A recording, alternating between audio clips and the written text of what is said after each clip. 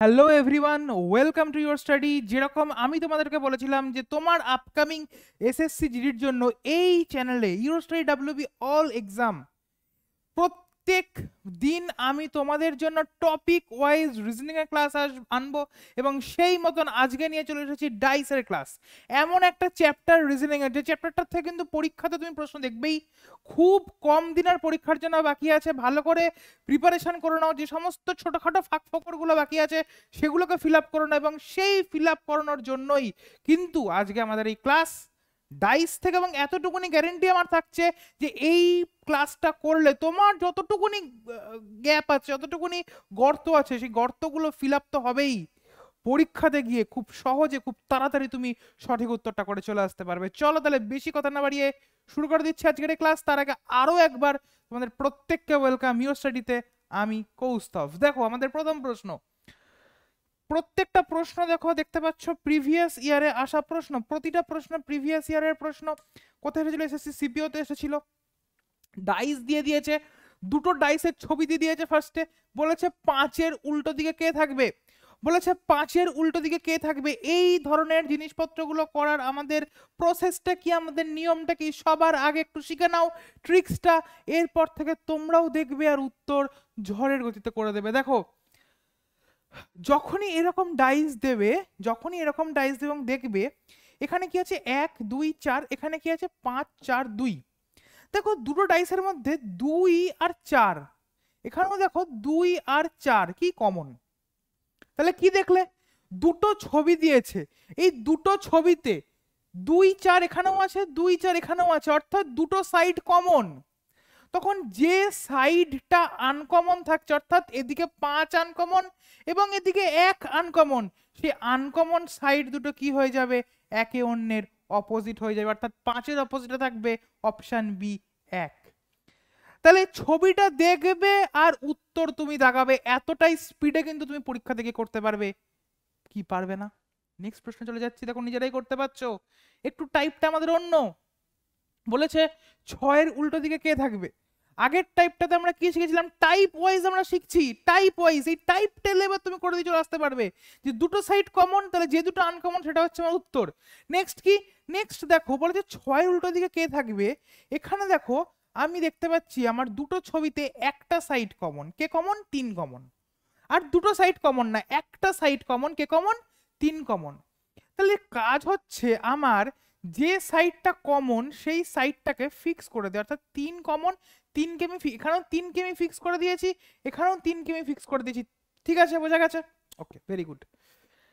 Next কি করব দেখো তো। নেক্সট হচ্ছে এই 3টাকে ফিক্স করে দিয়ে এই ডাইসটাকে আমি ঘড়ির কাঁটার দিকে ঘুরিয়ে লিখে দেবো। মানে 3 থেকে শুরু করে ঘড়ির কাঁটা কিরকম ভাবে ঘোরে, এ দেখো 12টা, তারপরে 1টা 2টো 3টে, এরকম করে ঘড়ির কাঁটা ঘুরতে শুরু করে। তাহলে এই ফিক্স করেছো ঘড়ির কাঁটার দিকে ঘুরিয়ে লেখো। তাহলে 3-এর পরে 5 লিখবে, তারপরে কি লিখবে? 2 লিখবে। আচ্ছা, তাহলে এইটাকে তুমি যদি ফিক্স করো, 3কে ফিক্স, কমন সাইড ফিক্স দিয়ে ঘড়ির কাঁটার দিকে ঘোরাও, তাহলে কি লিখছো? 6 লিখছো, 4 লিখছো। যেটা যার নিচে পড়লো সেটাই অপোজিট, যেটা যার নিচে পড়ছে সেটাই অপোজিট। তাহলে তোমাকে জানতে কি যে 6-এর অপোজিট, 6-এর নিচে আছে কে? 5। তাহলে অপশন বি হয়ে যাবে তোমার জন্য কারেক্ট। বলো বোঝা গেছে? ধরে ধরে তোমাদের জন্য বোঝাচ্ছি, ধরে ধরে ওয়ার্ড বাই ওয়ার্ড তোমাদের জন্য বোঝাচ্ছি এবং ট্রিক্স গুলো শিখিয়ে দিচ্ছি, যাতে তুমি পরীক্ষার হলে গিয়ে শুধু উত্তর করে আসাটাই কিন্তু দেখো পরীক্ষাতে সিলেকশনের একমাত্র মন্ত্র নয়। সিলেকশন যদি পেতে হয় উত্তর তো সঠিক করতেই হবে, সবচেয়ে দ্রুত করতে হবে। আর এই দ্রুত করার ট্রিক্সটা কিন্তু আমি তোমাদেরকে শেখাচ্ছি। এবং তুমি যদি মনে করো যে প্রত্যেকটা সাবজেক্টের প্রত্যেকটা চ্যাপ্টারকে এইভাবে করবে, এমন ভাবে শিখবে যে শুধু সঠিক উত্তর না, সব থেকে দ্রুত সঠিক উত্তর করে চলে আসবে, তাহলে কিন্তু তুমি স্ক্রিনে নাম্বার দেখতে পাচ্ছ, এই নাম্বারে কল বা হোয়াটসঅ্যাপ করে নাও। তুমি যে আপকামিং এক্সাম দিচ্ছ সেই আপকামিং এক্সাম রিলেটেড আমাদের যে 0 to Pro ব্যাচ চলছে, অর্থাৎ তুমি একদম জিরো থাকলে তোমার ছোটবেলাকার ঘাটতি পূরণ করে আমরা তোমাকে নিয়ে যাব অ্যাডভান্স লেভেলে। তার জন্য তুমি কোর্সে জয়েন হয়ে যাও এবং এতটুকুনি গ্যারেন্টি আমি দিচ্ছি আমার রিজনিং এর তরফ থেকে যে তুমি যে এক্সামেই বসো ভারতবর্ষের, সেখানে রিজনিং এর ফুল স্কোর আনানোর দায়িত্ব আমার। চলো নেক্সট প্রশ্ন কি বলেছে। দুটো ছবি দিয়ে দিয়েছে, বলেছে 1-এর উল্টো দিকে কে আছে। 1-এর উল্টো দিকে কে আছে দেখো, এই ছবিতে আমি দেখতে পাচ্ছি আবার একটা সাইড কমন, তিনটা কমন, বাকিগুলো আনকমন। তাহলে আমার কাজ কি, তিনকে ফিক্স করে ঘড়ির কাঁটার দিকে ঘুরিয়ে দেবো। 3 5 1, তিনকে ফিক্স করে ঘড়ির কাঁটার দিকে ঘুরিয়ে দেবো। 3 6 2, তাহলে একের অপোজিটে কে থাকলো, অপশন ডি 2 হয়ে যাবে কারেক্ট। দেখবে আর কি করবে, উত্তর দাগাবে, দেখবে আর কি উত্তর দাগাবে। বোঝা গেছে? বলো নেক্সট। নেক্সট প্রশ্ন দেখো, বলেছে কি যে একের অপোজিটে কে থাকবে। কি বলেছে, একের অপোজিটে কে থাকবে বলো। কি করব আমরা, কিভাবে বের করব আমরা একের অপোজিটে কে থাকবে। এখানে আমি দেখো 6 4 আছে, এখানে 5, আমি দেখতে পাচ্ছি একটা সাইড আমার কমন আছে। এখানে আমি দেখতে পাচ্ছি একটা সাইড আমার কমন আছে, তাহলে একটা সাইড যদি আমার কমন থাকে এটাকে কি করব, ফিক্স করে দেব। দিয়ে আমি কি করব, ঘড়ির কাঁটার দিকে ঘুরিয়ে দেবো, অর্থাৎ 4, তারপরে 6 1। এখানে কে কমন, 4 কমন, ফিক্স করে দিয়ে ঘড়ির কাঁটার দিকে ঘুরিয়ে লিখে দেবো 4, তারপরে কে আছে 2, তারপরে কে আছে 5। এবার বলেছে একের অপোজিটে কে থাকছে, তাহলে একের অপোজিটে অপশন সি 5 হয়ে যাচ্ছে কারেক্ট। ঠিক আছে, এইভাবেই কিন্তু আমাদের চ্যাপ্টারগুলোকে করতে হবে, এইভাবেই কিন্তু আমাদের সমস্ত জিনিসপত্রগুলোকে করতে হবে। তুমি যদি এই প্রসেসটা একবার শিখে যাও, একবার এই ভিডিওটা হয়ে যাওয়ার পরে তুমি পজ করে দিয়ে নিজে করো, যদি একবার নিজে তুমি বাড়িতে প্র্যাকটিস করে নাও, কোনো মতেই তুমি কিন্তু এটা ভুলতে পারবে না। ঠিক আছে, এটা তুমি এই টাইপটা ধরো, নেক্সট আমি যদি বলি এতক্ষণ আমরা দুটো করছিলাম, এবার দেখো তিনটে চলে এসছে, আমরা দুটো করে নিয়েছি, এবার দেখো তিনটে চলে এসছে। আমি একেবারে টাইপ ধরে ধরে তোমাদেরকে করাচ্ছি, তোমাকে দুটো আসুক, তিনটে আসুক, চারটে আসুক, পাঁচটা আসুক, যা আসুক তুমি করে দেবে, এরপরে যা আসুক তুমি করে দিয়ে চলে আসবে। কিভাবে দেখো, বলেছে একের অপোজিটে কে থাকবে। আচ্ছা, একের অপোজিটে কে থাকবে আমাকে এখানে বলেছে, তাহলে দেখো আমি এখানে আমি দেখছি যে একের সাথে 2 3 আছে। আমার ফার্স্ট কাজ হচ্ছে দেখা অন্য কোথাও 2 3 আছে কিনা, অন্য এমন কোন ছবি কি আছে যেখানে 2 3 একসাথে আছে। আমি দেখতে পাচ্ছি না, 2 3 কোথাও একসাথে নেই, কিন্তু একটা সাইড তোমার কমন আছে। কি কমন, 3 কমন আছে, এখানেও 3 কমন, এখানেও 3 কমন আছে। তাহলে আমার কাজ কি করব, আমি এখানে 3কে ফিক্স করে দেবো, এখানে 3কে ফিক্স করে দেবো। ঠিক আছে, তাহলে 3কে ফিক্স করে দিয়ে আমি ঘড়ির কাঁটার দিকে ঘুরিয়ে লিখতে আরম্ভ করে দেবো, 3 2 1, ওটাও 3 4 5, তাহলে একের অপোজিটে চলে এলো 5, অপশন বি হয়ে গেল সঠিক উত্তর। এবার তোমার মনে প্রশ্ন আসতে পারে যে দাদা তুমি তো এইটাকে ফিক্স করলে, তুমি তো 3টাকে ফিক্স করলে, আচ্ছা 3টাকে ফিক্স না করে তুমি 2টাকে ফিক্স করে করে দেখো দেখি। তুমি আমাদের, আমি আমি 3টাকে ফিক্স করবো না পরীক্ষা থেকে, আমি 2টাকে ফিক্স করবো, দেখাও তো কেমন সেম উত্তর আসে। তুমি বলেছো যে কোনো একটাকে ফিক্স করলে নাকি উত্তর চলে আসবে, তুমি তুমি বলেছো 3টে ছবি নিয়ে কাজ করার কোনো দরকারই নেই, তুমি বলেছো 2টো ছবি নিয়ে দেখতে। তাহলে আমি এই ছবিটা নিয়ে দেখবো না, আমি এই ছবিটা নিয়ে দেখবো, 2কে নিয়ে দেখবো, করো তো দেখি। তাহলে আমি বলবো লেখো 2কে ফিক্স করে দিয়ে ঘোরাও, তাহলে 2 1 3, 2কে ফিক্স করে দিয়ে ঘোরাও, 2 5, কি আছে 6, তাহলে একের অপোজিটে এলো 5, 1 আর 5 অপোজিট হলো কি হলো না। অর্থাৎ তুমি যে কোনো ছবিকে নিয়ে করো না কেন, তোমার ছবি ইম্পর্টেন্ট নয়, তোমার কনসেপ্ট ইম্পর্টেন্ট। এবং কনসেপ্ট কি বলছে তোমাকে, বলছে দেখো বাবা সবার ফার্স্টে দুটো কমন কোথাও আছে কিনা খুঁজে বার করো, যদি দুটো কমন থেকে থাকে তাহলে তো গল্প ওখানেই খতম, যেটা আনকমন সাইড সেটা একে অপরের অপোজিট। কিন্তু যদি দুটো কমন না থেকে থাকে তাহলে একটা কমন খুঁজে বার করো, একটা কমন থাকবেই, এবং সেটাকে ফিক্স করে দাও, ফিক্স করে দিয়ে ঘড়ির কাঁটার দিকে ঘুরিয়ে লিখতে আরম্ভ করে দাও, উত্তর তোমার চলে আসবে। চলো নেক্সট প্রশ্ন দেখি। নেক্সট প্রশ্ন বলে যে 6 এর অপোজিটে কে থাকবে। সবার ফার্স্টে নিজেরা ভিডিওটাকে পজ করে দেবে, কাজ কি করবে, পজ করে দেবে, পজ করে দিয়ে নিজে বাড়িতে এটা করো আগে সবার ফার্স্টে, করে দেখো তো যে আমার সাথে উত্তরটা মেলাতে পারছো কিনা, করে দেখো তো আমার সাথে উত্তরটা বেরোচ্ছে কিনা, যদি উত্তরটা বেরোয় তাহলে ঠিক আছে, যদি উত্তরটা না বেরোয় তাহলে আরো ভালো করে শিখতে হবে। এবং অবশ্যই ছোটবেলাকার ঘাটতিটা পূরণ করতে হয়। যা দেখো বেস যদি আমার নড়বড়ে হয়ে যায়, বেস যদি দুর্বল থাকে, তাহলে কিন্তু আমি কোনোদিনই কি করতে পারবো না, পরীক্ষা থেকে করতে পারবো না। বেস আমাকে স্ট্রং করতে হবে। ঠিক আছে, আমি বারবার করে একটা কথা বলছি, এখন কিন্তু প্রচন্ড কনসেপচুয়াল প্রশ্ন তোমাকে দিয়ে দেবে, এখন কিন্তু তুমি কনসেপ্ট না জানলে করতে পারবে না। প্রপার ট্রিক্স তুমি যদি না জানো, প্রপার জিনিস যদি না শেখো, তুমি কিন্তু করতে পারবে না। বোঝা গেছে? তাহলে তোমাকে সেই রকম ভাবে কিন্তু কি করতে হবে, সেই রকম ভাবে তোমাকে কাজ করতে হবে। তার জন্য করো দেখি এটা, 6কে ফিক্স করে দাও।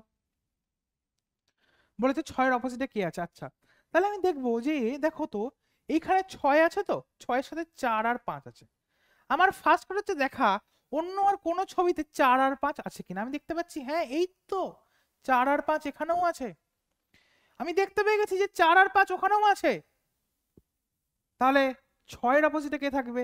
6-এর অপোজিটে থাকবে আমাদের 2 নম্বর বাবা। সঠিক উত্তর হয়ে যাবে অপশন এ। বোঝা গেল? গল্প আমার ক্লিয়ার, গল্প আমার ক্লিয়ার। নেক্সট প্রশ্ন চলে যাচ্ছি। দেখো নেক্সট প্রশ্ন, নেক্সট প্রশ্ন দেখো কি বলেছে। বলেছে 4-এর অপোজিটে কে থাকবে। তাহলে আমাদের কাজ কি হবে 4-এর অপোজিট খুঁজে বার করার জন্য? 4-এর সাথে আছে 2 আর 5, 4-এর সাথে কে আছে 2 আর 5। আমি দেখব অন্য কোন ছবিতে আমাদের 2 আর 5 আছে কি না। যেই আমি দেখতে পেয়ে গেছি আমার অন্য কোন ছবিতে 2 আর 5 আছে, সঙ্গে সঙ্গে 1 সেকেন্ডে উত্তর দেখিয়ে দেবো যে 4-এর অপোজিটে আছে অপশন বি 1 কারেক্ট। সঙ্গে সঙ্গে আমি উত্তর দেখিয়ে দেবো, কারণ আমি দেখতে পেয়ে গেছি 2 আর 5 এখানেও কমন, 2 আর 5 এখানেও কমন, তাহলে 4-এর অপোজিট 1। যদি দুটো কমন না থাকতো আমার কাজ কি হতো, একটা কমন দেখা। যদি দুটো কমন না থাকতো আমার কাছে তো একটা কমন দেখা। এবার আমার দুটো কমন এখানে যেহেতু চলে এসছে, ব্যাস আমার গল্প খতম, উত্তর আমি বের করে ফেলবো। বোঝা গেছে?